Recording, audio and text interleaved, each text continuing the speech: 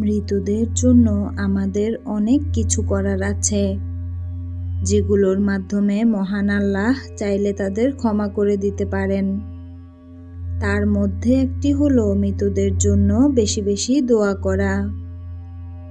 রাসূল সাল্লাল্লাহু আলাইহি ওয়াসাল্লাম বলেছেন, যখন কোনো লোক মারা যায় তখন তার সব আমল বন্ধ হয়ে যায়, কিন্তু 3 প্রকার আমল জারি থাকে।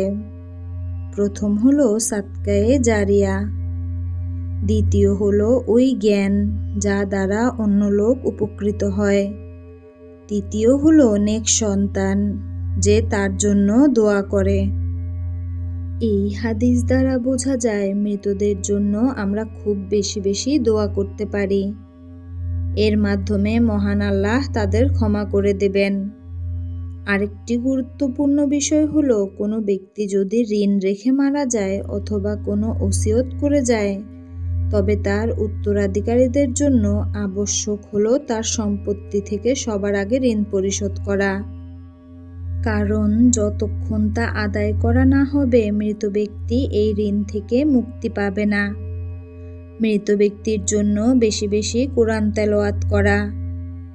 মাকিল ইবনে ইয়াসির রাদিয়াল্লাহু থেকে বর্ণিত, রাসূল সাল্লাল্লাহু আলাইহি ওয়াসাল্লাম বলেছেন, তোমরা তোমাদের মৃতদের জন্য সূরা ইয়াসিন পাঠ করো।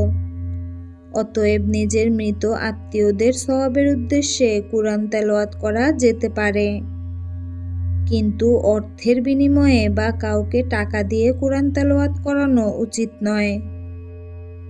আয়েশা রাদিয়াল্লাহু আনহু থেকে বর্ণিত, রাসূল সাল্লাল্লাহু আলাইহি ওয়াসাল্লাম বলেছেন, কেউ রোজা না রেখে মারা গেলে তার অভিভাবক যেন তার পক্ষ থেকে রোজা রাখে। অন্য হাদিসে বলা হয়েছে, এক ব্যক্তি রাসূল সাল্লাল্লাহু আলাইহি ওয়াসাল্লামের কাছে এসে জিজ্ঞাসা করেছে, আমার মা মারা গেছেন, কিন্তু তার 1 মাসের রোজা বাকি ছিল, আমি কি তার পক্ষ থেকে কাজা করতে পারবো? তিনি বললেন, হ্যাঁ, আল্লাহর ঋণই অধিকতর পরিশোধযোগ্য। মৃতদের সওয়াবের জন্য একটি উত্তম পদ্ধতি হতে পারে সাদকা। কারো সামর্থ্য থাকলে দান সৎকার মাধ্যমে মৃত আত্মীয়দের জন্য সওয়াব কামাই করা যেতে পারে। জুরায়দা রাদিয়াল্লাহু থেকে বর্ণিত, আমি রাসূল সাল্লাল্লাহু আলাইহি ওয়াসাল্লামের কাছে উপস্থিত ছিলাম। এক নারী এসে জিজ্ঞেস করল, আমার মা হজ না করে ইন্তেকাল করেছেন, আমি কি তার পক্ষ থেকে হজ করতে পারবো? তিনি বললেন, হ্যাঁ, তুমি তার পক্ষ থেকে হজ করো। এই হাদিস থেকে বোঝা যায় মানুষ চাইলে তাদের মৃত আত্মীয়দের সওয়াবের নিয়তে হজ করতে পারবে। তাছাড়া হজ অত্যন্ত ফজিলতপূর্ণ একটি ইবাদত, যা মৃত ব্যক্তির সওয়াবের পাল্লা অনেক বেশি ভারী করে দিতে পারে। অত্যন্ত ফজিলতপূর্ণ আরেকটি আমল হলো উমরাহ করা।